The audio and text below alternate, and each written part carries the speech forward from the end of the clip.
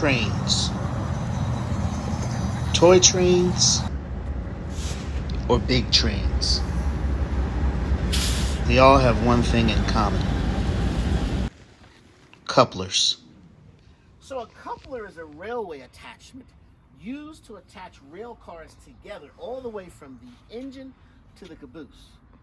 Well, guess who pioneered the railway attachment?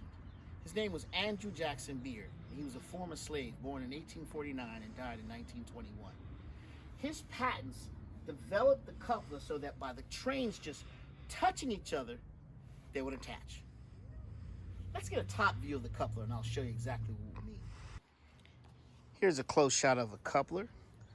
You can see this empty space right here so that when another coupler comes, it bumps into it and slides right in the groove. Here's an example of two trains connected together by a Jenny coupling. Beard's design for train couplers was patented in 1897 and 1899. Some of his other inventions and patents was the double plow design for farming and a new rotary steam engine. Upon his death in 1921, Andrew Jackson Beard had been an accomplished farmer, carpenter, blacksmith, railroad worker, businessman, and of course, inventor. Up next, a beautiful lady who's more than just eye candy. You might think of cataracts as a film cover on the outside of the eye. But actually, it's a cloudy area in the lens of the eye, on the inside.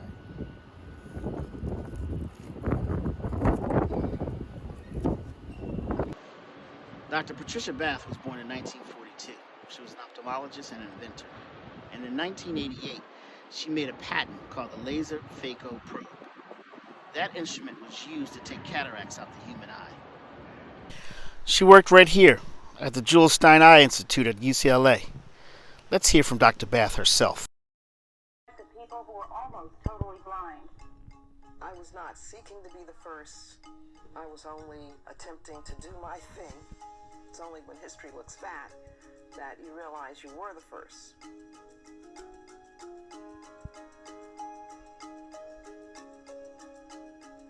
I was always a curious child. I was what they call a nerd.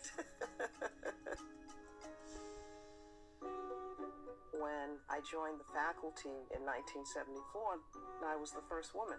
And the office spaces were usually based on academic rank. The other assistant president was a guy. And I think they felt uncomfortable at putting us in the same office. Ridiculous. So my initial office was with secretaries. I'm a product of the 60s. And yes, when I was offered an office that was not equivalent to that of my male colleagues, I could have started marching. But I felt it was more important to focus on the prize.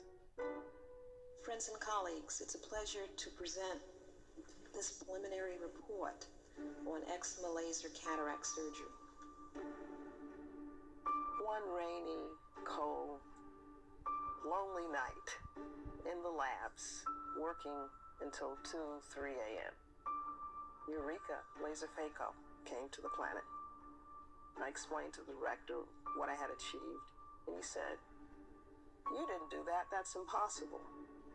There was not acceptance, and in some instances, there was anger that petite moi, little me, had indeed shattered the glass ceiling, had a scientific breakthrough, and he wouldn't look me in the face. The narrative of surprise, it has to change. I realize that when I achieve these things, it helps what other women and other people of color, Black women, can do. But keep in mind, I never had any doubts. An amazing story. Unfortunately, Dr. Bath died on May 30th, 2019 after a brief stint with cancer, but her legacy lives on. And now the end is near, and so I face the final curtain.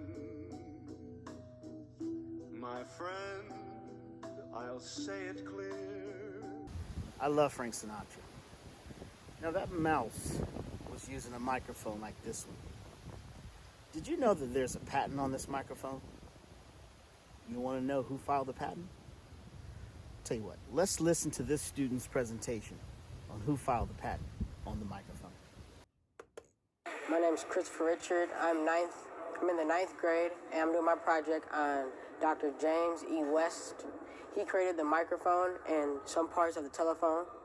He was awarded many awards. He was inducted into the Science Hall of Fame in 1998.